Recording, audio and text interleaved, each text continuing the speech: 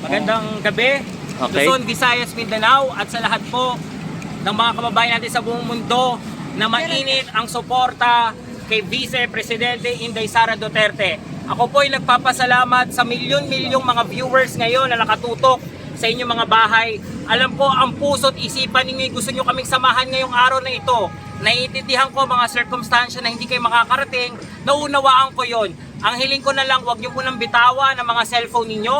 Kung saan kayo mga subscribers na nakasubscribe ng mga channel, paki-stay put lang po, 6:30 po, magsisimula po tayo ng ating programa sa pagsigaw po natin ng ating suporta sa nag-iisa nating agila ng Davao, si Inday Sara Duterte. Bakit po kami narito? Ako po si Daniel Nobleza, Tubong Maynila, si Fanny Yure, Tubong Maynila. Hindi po kami taga Davao, pero pinakikita po namin kay Sara Duterte na hindi lang sa Davao ang suporta sa kanya, kundi sa buong Pilipinas.